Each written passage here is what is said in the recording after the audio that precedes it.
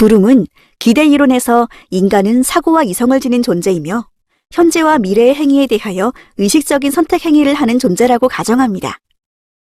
기대 이론에서는 한 개인이 일정한 행동을 할 때 어떤 심리적인 과정을 통해서 행동하는가를 설명합니다.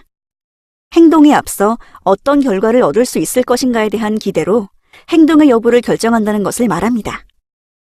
기대 이론에서는 한 개인이 일정한 행동을 할 때 어떤 심리적인 과정을 통해서 행동하는가를 설명합니다. 행동에 앞서 어떤 결과를 얻을 수 있을 것인가에 대한 기대로 행동의 여부를 결정한다는 것을 말합니다. 브룸은 의사결정을 설명하기 위해 기대, 수단성, 유인성의 세 가지 변수를 이용해 동기부여를 계산할 수 있는 등식을 제시했습니다.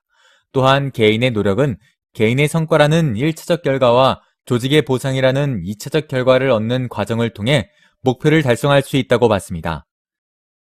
기대 이론의 기본 변수는 기대감, 유의성, 결과 또는 보상, 수단성과 행동 선택이 있습니다. 기대감은 개인의 행동이 자신에게 가져올 결과에 대한 기대감입니다.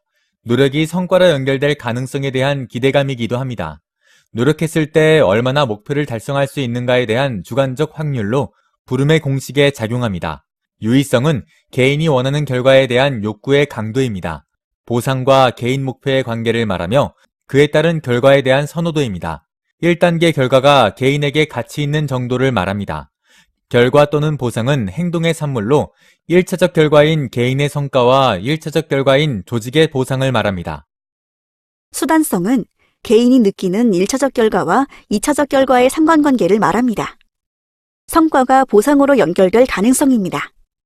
1단계 결과가 2단계 결과를 가져올 것인가에 대한 주관적 믿음입니다. 행동 선택은 행동 대안, 기대되는 결과, 중요성을 모두 비교평가하여 행동을 선택하여 동기부여 과정에 영향을 줄 수 있습니다.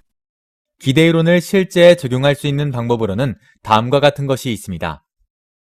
기대감을 높이기 위해서 교육 훈련과 업무 재배치는 물론 격려와 협조, 충분한 정보와 지원을 확대하는 방법이 있습니다.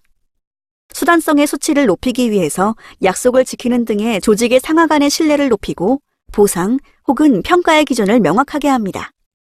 유의성은 근로자의 가치 체계를 파악하고 인센티브의 유효성을 평가하여 기대 이론을 실제 적용하여 효과적인 동기부여의 과정을 만들어갈 수 있습니다.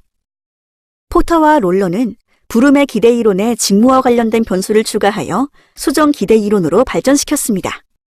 성과와 만족의 직접적 관계가 존재하는 것이 아니라 보상을 통해 연계된다고 봅니다. 성과 지향적 행동은 직무 만족에 대한 기대감에 의해 만들어지고 직무 만족은 높은 성과에 따른 직무의 내재적, 외재적 보상에 의해 가능하다고 봅니다.